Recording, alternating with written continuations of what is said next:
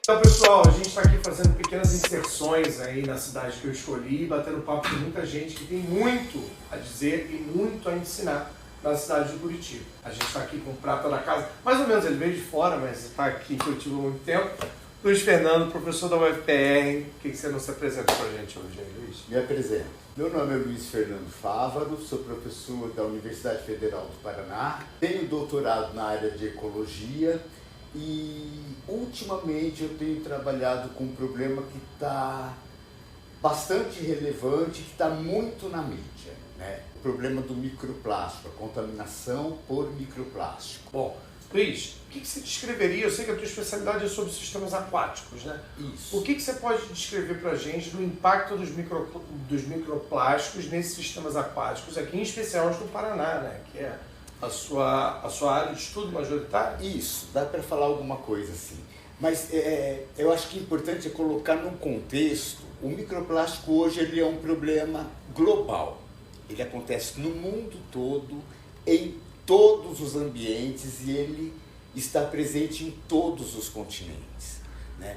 Mas tem uma coisa muito interessante. A população, em 2022, atingiu 8 bilhões de habitantes. O planeta tem 8 bilhões de habitantes. O que nós temos que pensar? Que a área habitável do planeta, ela é limitada. Então, nós temos uma superpopulação. Com isso, gera-se muito mais lixo. Então, a população aumenta, o lixo, consequentemente, ele aumenta. E, ao longo do tempo, nós tivemos 4 revoluções industriais, né? Durante esse desenvolvimento tecnológico, começou a ser utilizado o plástico. E essa matéria, né, substituindo vários outros elementos que já existiam, né? Então o que acontece hoje? Utilizamos muito plástico e a reciclagem é o maior problema, não é a utilização. O problema é a reciclagem, depois que eu utilizo, para onde esse material vai? E ele está indo para o ambiente, né? A quantidade produzida em relação à quantidade reciclada, a reciclada é muito pequena, ela é quase insignificante em relação àquilo que é produzido. Então, fica onde? Fica depositado no ambiente. E aí vem o problema da contaminação, da poluição por microplástico, né? E para quem não sabe, o que seria um microplástico, né? Um microplástico, ele é partículas do plástico. Então, o plástico que está depositado no ambiente, ele sofre ação dos ventos, do sol, né? Se ele está na água, sofre ação das marés e ele se fragmenta em partículas muito pequenas. O que é muito pequeno, Luiz? Muito pequeno. O que seria um microplástico? Porções menores que 5 milímetros.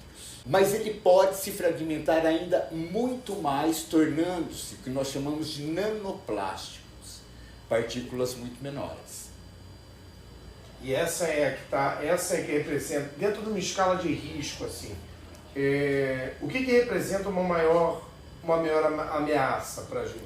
Uma maior ameaça é que os microplásticos, eles funcionam como vetores. Então, o problema não é só o microplástico, é o que é agregado a ele. Por exemplo, no ambiente, eu tenho diferentes contaminantes. Metais pesados podem se aderir ao microplástico. Micro-organismos podem se aderir ao microplástico. Então, quando nós falamos que o ser humano ou um animal está contaminado, ele pode estar sim contaminado pelo microplástico, mas também ele pode estar sofrendo a ação de outros elementos que vieram junto com o microplástico. E a gente, sendo final de cadeia ali, a gente acaba absorvendo tudo isso, né? Acabamos absorvendo tudo isso. Outra coisa interessante seria assim, ó, por exemplo, eu tenho um lixão, né? Por quê? Mesmo nós vivendo em Curitiba, nós temos que pensar que não é toda a cidade que tem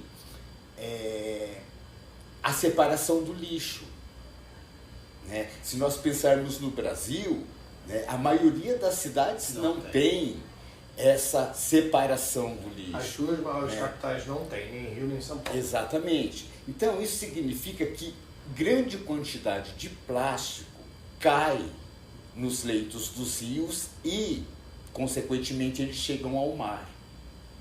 Então, o que eu tenho? Eu tenho uma contaminação do ambiente terrestre, uma contaminação do ambiente de água doce e, por fim, uma contaminação do ambiente marinho.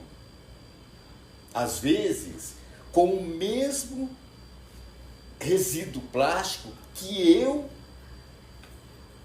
depositei num lixo aleatoriamente no ambiente terrestre. Ele chega ao mar, ele pode chegar ao mar. Né? E nesse percurso ele vai se fragmentando, ele vai sofrendo a ação de diferentes fatores.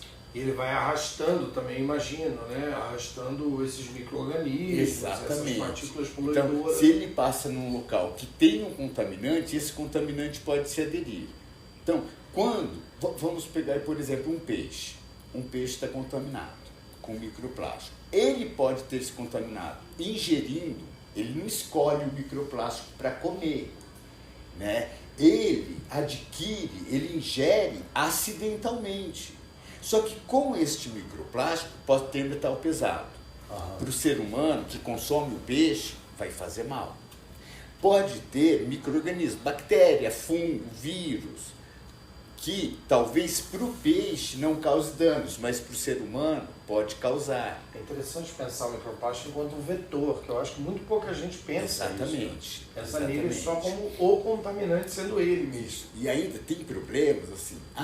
Mas atinge mesmo o humano? Né? Já foi detectado microplástico em pulmão, em placenta. Né? Micronanoplástico. Eles chamam microplástico. De microplástico. Os trabalhos, né, científicos lançados nos últimos anos, porque como é um problema que afeta todo o globo, né, tem vários pesquisadores atuando, estudando, investigando e entendendo melhor a dinâmica. Né? Então, por exemplo, no corpo d'água, o microplástico ele fica suspenso temporariamente, mas a tendência dele é sedimentar. Quando um peixe de fundo vai se alimentar, quando ele faz a ação de procurar um alimento no fundo, ele ressuspende.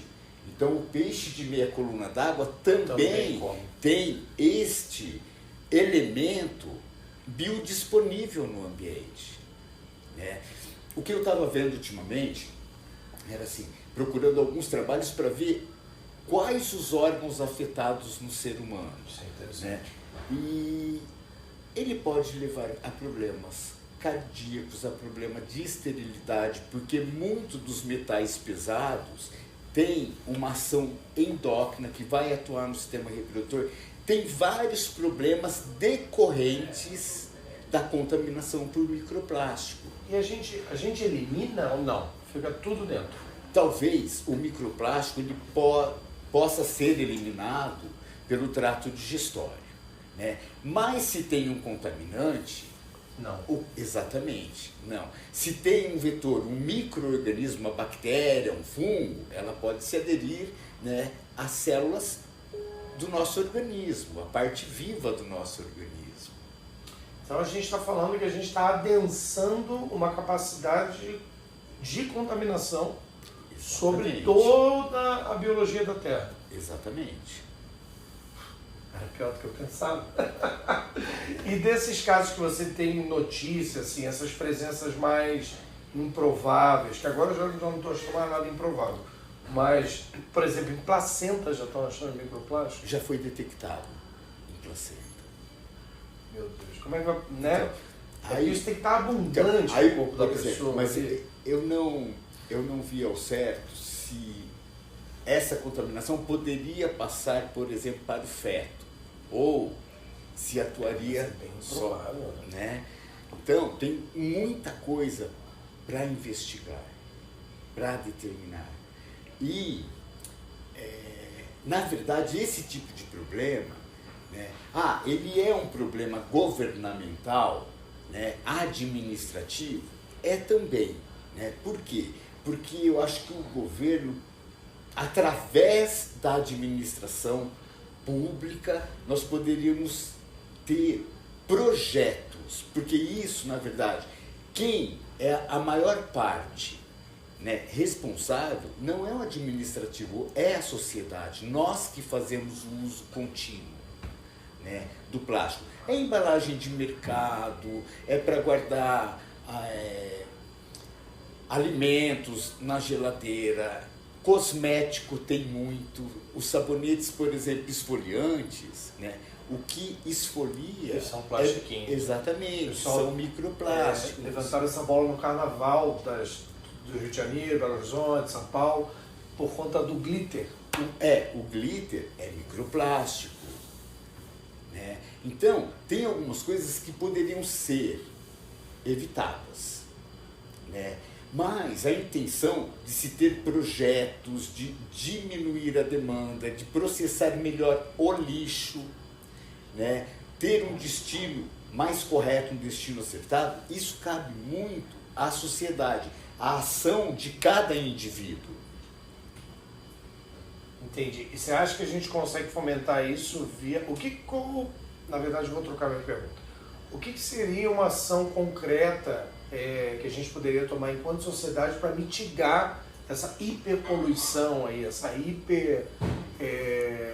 distribuição de mais um vetor que possa carregar agentes contaminantes? Enfim. Eu acho que uma ação concreta poderia ser, né, dos indivíduos em suas residências facilitarem o trabalho dos próximos. Por exemplo, né, um catador de reciclagem. Tem famílias que vivem da reciclagem, né? Eles são parte da sociedade, né? E aí cria uma dependência, nós dependemos deles, porque aquilo que eu colocar, né, como lixo, se eu já entregar de uma maneira correta, separadamente correta, se tiver um destino correto, essas pessoas vão saber o que fazer, né? Então, mas depende, eles vão passar coletando. Eu tenho que entregar um produto correto para ser manipulado de acordo. Então, é aí que entra o social, né? Só que todo mundo tem essa informação? Não. Definitivamente. Definitivamente é isso que eu acho que estaria... Onde que o governo poderia entrar, a administração poderia entrar, né? Nessa disseminação das informações, de maneira viável, acessível a todo público, a qualquer público. A gente tem um grande problema de comunicação, de uma maneira geral, quando a gente debate temas progressistas, porque a gente usa uma comunicação ainda que talvez não funcione mais, né? Sim, mas tem algumas coisas que eu já ouvi, que faz sentido. Por exemplo, eu ouvi um pai de uma criança dizendo assim: as minhas filhas não permitem mais o uso de canudinhos plásticos em casa. Então, a escola seria um bom local de disseminação desse tipo de informação. Por quê? Porque ele reflete em saúde, em bem-estar, em qualidade de vida, né? E nós não teríamos tanto trabalho a mais para fazer isso. Tá isso a posteriori, né? Quando isso já está depositado na minha mente. Exatamente. Então, esse tipo de informação, o bem-estar, a saúde pública, né? Por quê? Porque se pensarmos a saúde, ao mesmo tempo que pode ser um investimento, ela também reflete em gastos, né? Então, um local que tem uma saúde pública bem assistida, ela não vai trazer gastos. Exatamente. Né? Se as pessoas têm condições e acesso à informação e utilizam, as pessoas têm que ser os atores. Elas têm que fazer essa ação, que vai refletir de forma comunitária. Sim. E você acha que a restrição do uso mesmo, na base da canetada, assim, a gente tentar restringir o uso, é algo interessante? Eu acho que, em muitos aspectos, sim. em muitos materiais. Ó, por exemplo, vou te falar, nós fizemos um trabalho no estuário de Santa Catarina, próximo a Joinville, que é um grande centro industrial, e o mesmo trabalho com as mesmas espécies de peixes no estuário de Porto Seguro. O que nós detectamos? Que os tipos de microplásticos são diferentes. Por quê? Porto Seguro, por exemplo, é uma região muito turística. Né? Tem muito alimento embalado que os turistas compram, né? Na forma de lanche. Lá tem muito plástico filme, muito utilizado para embalar alimento. Na cozinha. Em Santa Catarina, no estuário da Babitonga, próximo a Joinville, eu tenho muito resíduo plástico industrial. Plástico duro, maior número de uso. Isso. Né? Então,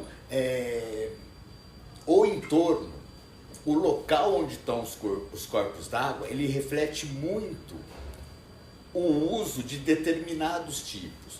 Então, por exemplo, esses sacolinhas plásticas, né, é algo que poderia ser evitado e isso não seria difícil. Né? Por um tempo, foi muito cômodo você ir ao mercado, não levar a sua sacola e já sair de lá com o material embalado, com a sua compra embalada. Isso não pode no Rio de Janeiro, né? Então a gente usa as sacolas lá, Rio de Janeiro, São Paulo, você tem que pagar pelos saquinhos plásticos e tal. E eu usava já a sacola e me desacostumei muito rapidamente aqui, já que não precisa.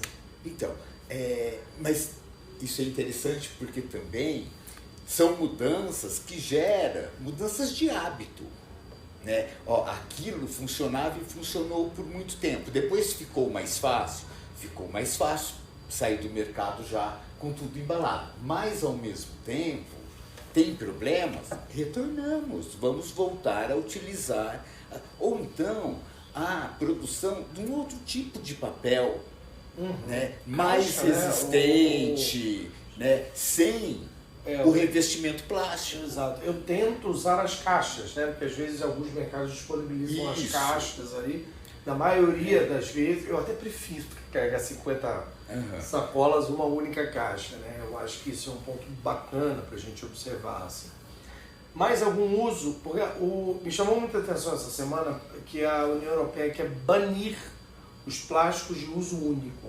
Né? Esses especiais que servem de embalagem para comida. Eu acho que deve ser a grandíssima maioria. Eu acho que sim. Deles esse deve ser o uso, né? Então é algo que me ressoa muito com as coisas que eu penso, porque está intrinsecamente ligado à produção de alimentos, o abastecimento das famílias, o abastecimento das cidades e tal. Você acha que uma direção da supressão desse uso de plásticos, a gente parte para uma coisa assim um pouco mais conceitual, tipo assim, a Europa quer proibir o uso único, né?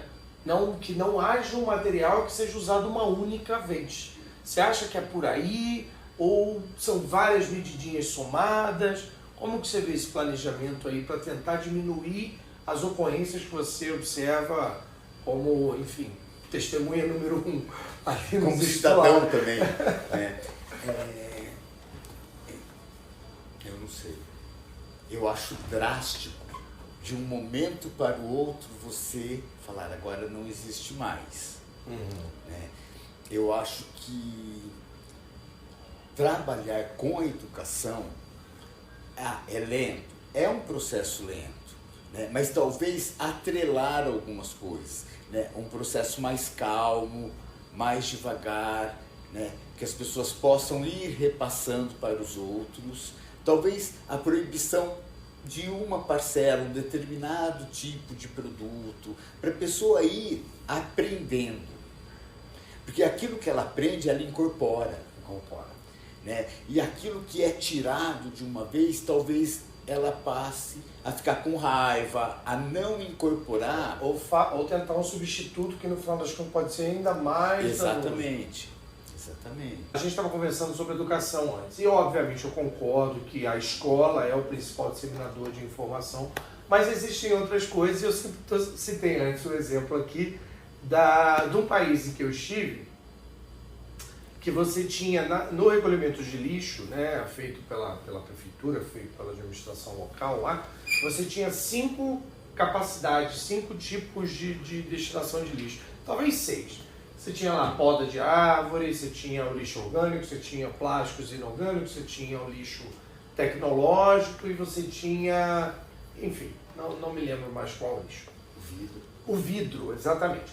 E aí você tinha uma cadência para esse recolhimento, porque obviamente você precisa recolher vidro todo dia, enfim. Aí o vidro, sei lá, uma vez por mês, a poda de árvore uma vez a cada 15 dias ou 40 dias, eu não lembro exatamente. E aí eu tive uma lição muito didática, né, com relação ao tratamento do seu lixo. A gente fez uma poda de uma árvore e a lixeira era daquelas grandes, assim, meio clássicas, assim, que é bem comumente usado, aquele material duro de resina. A poda inteira não cabia nessa coisa, na lixeira. E a gente ficou 3 semanas cuidando da poda, porque ela não cabia inteira, então a gente tinha que botar até a tampa, o rapaz, né, o serviço vinha recolher, só que ficou um monte de poda, porque ele recolhe uma pela periodicidade que era, 10 dias, uma semana, seja lá quanto for. E a gente teve que cuidar da poda, porque ali a folha caía, apodrecia, juntava bicho, fedia. Então nós mesmos tivemos que transformar a poda em pedaços menores, varrer a folha, cobrir da chuva, sabe?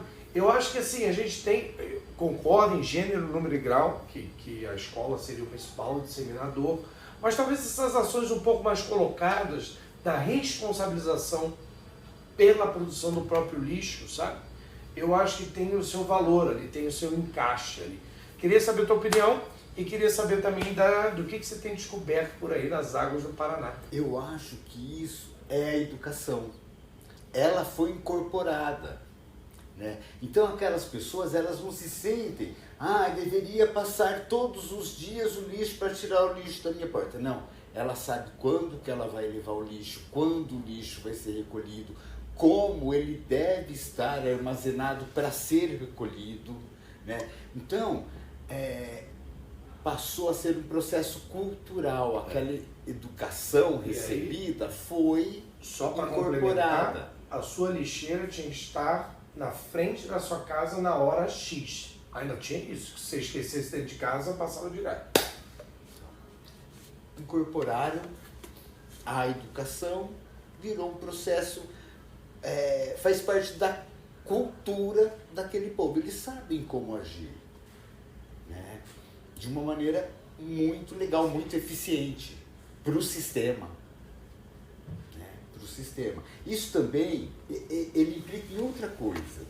Você tem que reduzir o seu lixo, né? Aqui, nós não precisamos fazer isso, né?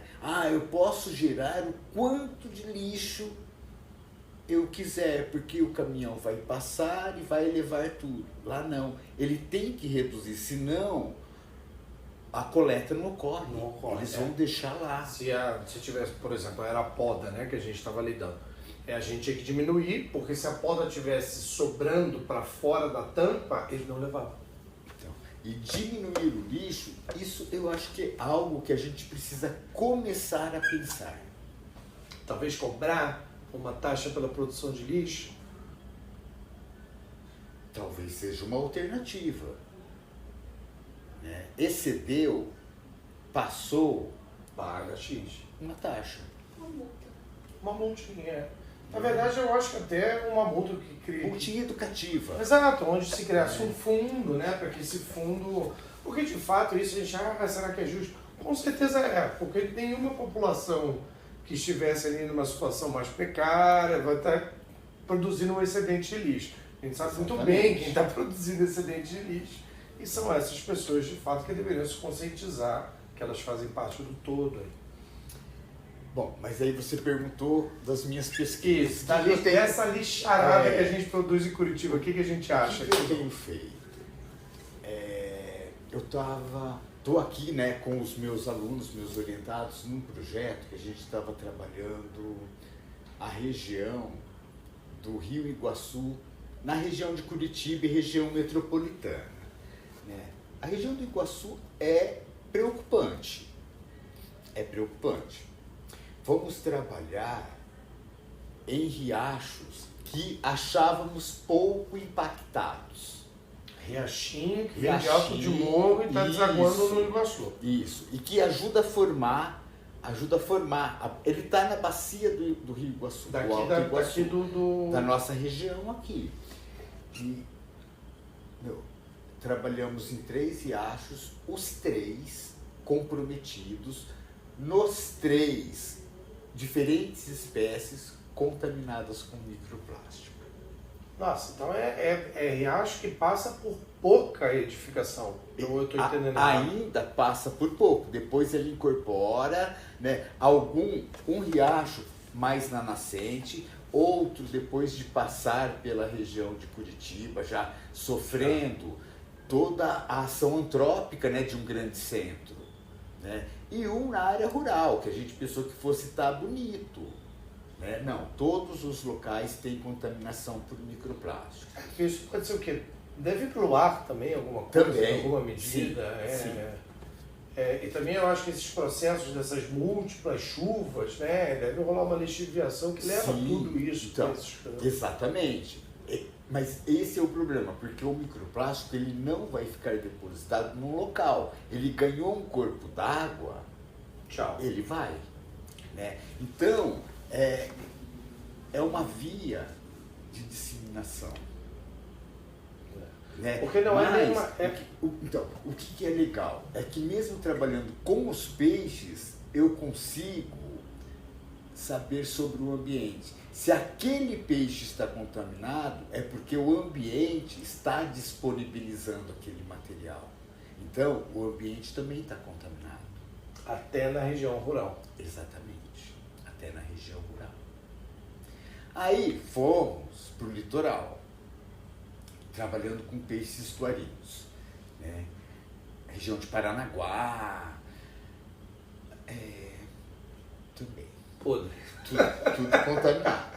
Aí, o que aconteceu? Eu falei assim, poxa, mas né, vamos comprar peixe no mercado, que é alto mar. No mercado de peixe, né, peixe inteiro. Vamos comprar os peixes que são comercializados para a gente saber. Tudo contaminado. Né? E aí um aluno falou assim, ó, nós estamos buscando material plástico no trato digestório dos animais. Né? Eu falei, então vamos começar a ver o músculo, que é a parte que nós comemos. Né? Por que eu quis trabalhar com peixe no mercado? Porque, por exemplo, na alta temporada, muita gente desce para o litoral, quer comer um peixinho, frutos do mar. Né? Como que é esse alimento adquirido no mercado, um peixe bonito? Ele está todo contaminado. Aí começamos a trabalhar com a musculatura. Né? E encontramos o que parece ser microplástico, mas eu preciso confirmar com um processo físico agora, né? Para ver o polímero, que tipo de plástico que é, para confirmar se aquilo é microplástico. Mas nós detectamos algo no músculo muito parecido com o microplástico. E isso já pesca, isso é pesca litorânea daqui do fauna paranaense. Exatamente. Que é bem preocupante. Exatamente. Em teoria, aí veja, porque a crença, e é de fato, né, a crença é que a gente tem um litoral mais limpo, por exemplo, do que outros litorais. Talvez com esse processo de sedimentação que se dá no Rio, em São Paulo, provavelmente tem muito mais a ver com as montanhas estarem mais próximas ao oceano e não ter esses rios que vão para dentro do estado. Talvez, não sei. Eu sei que a sedimentação do Porto de Paranaguá ela é mais baixa do que a sedimentação desses outros portos. O que, em teoria, diz que talvez a gente receba menos mas de material. Tempos em tempos, nós temos que fazer as dragagens também. Sim, claro. De tempos em tempos. Mas, o que acontece com o microplástico? Nós temos as correntes marítimas. Né? Então, no litoral brasileiro, já foi encontrado vários recipientes de outros países. né? Não é porque a pessoa traz para consumir aqui, ele veio pelo mar mesmo.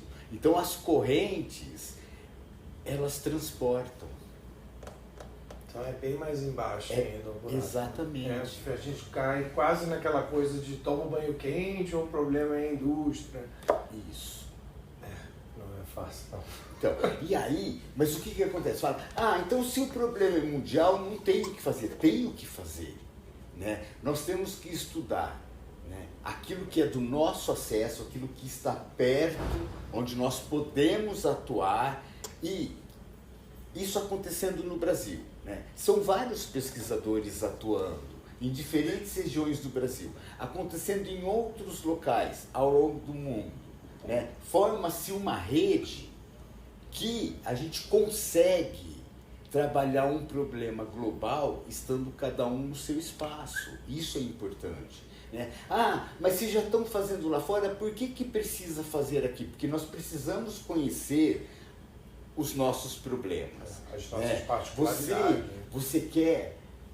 eu quero comer um peixe. Você quer comer um peixe bom, uma carne boa, saudável, né? Peixe, por exemplo, é a maior fonte de proteína utilizada no mundo, né? No Brasil, nós temos espaço, nós temos gado, né? Nós temos pasto. Mas esse gado também, já, pelo que a gente está conversando aqui, talvez já não esteja tão livre de microplástico. Exatamente. Então, mas tem outros países que não têm espaço. Exato. Então, exatamente. Então, nós temos também, culturalmente, nós comemos muita carne. Mas isso não reflete o mundo. No mundo utiliza-se muito mais peixe. E também, as populações mais carentes, né, o peixe é de fácil acesso.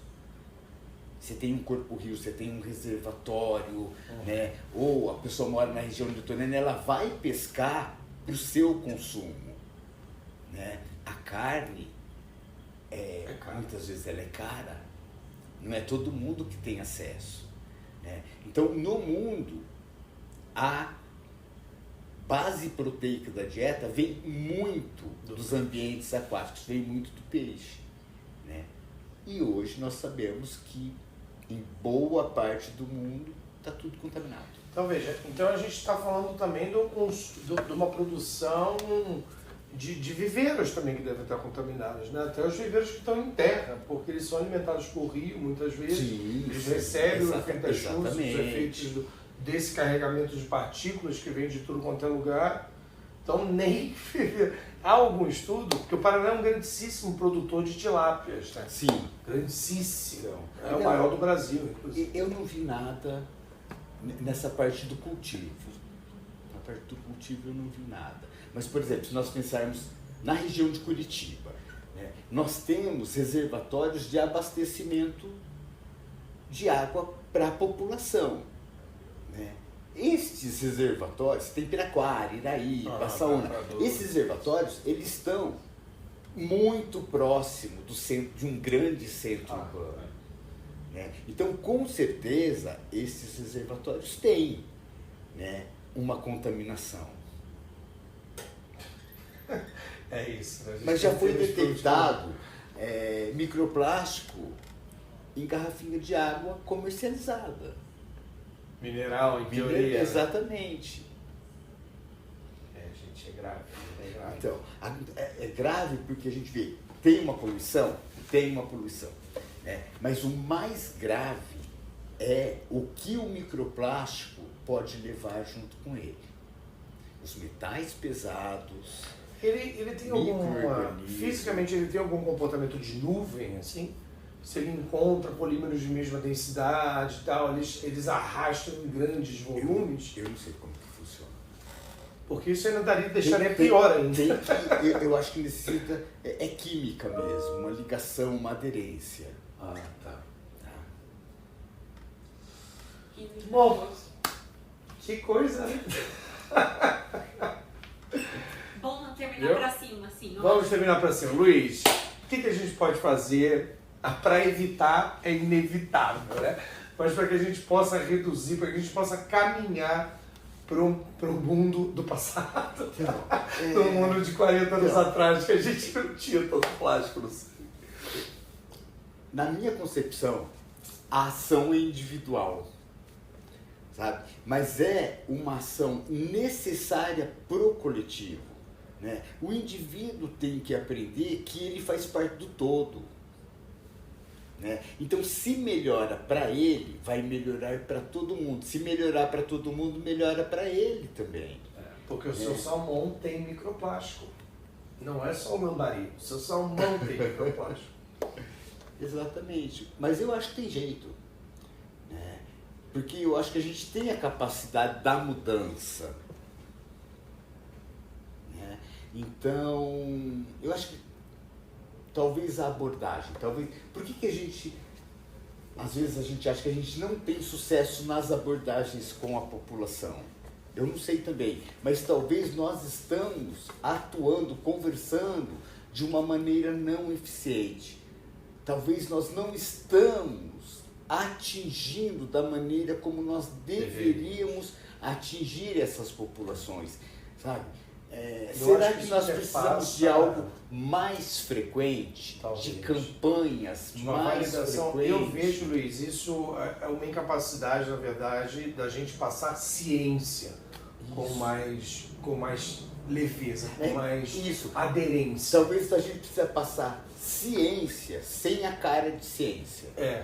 Porque para que a gente não fique preso às grandes pesquisas, às grandes instituições, aquela opinião que vem de não sei da onde. Eu acho que uma coisa assim, seu salmão tem plástico, o lambari também, mas o seu salmão também tem. O seu sabonete também tem. Deixe de utilizar. Mas é isso então, queridão. Brigadaço. Foi um prazer. Sucesso. Obrigado, e a gente vai divulgar isso porque a gente quer divulgar ciência. Tá bom, é isso, pessoal.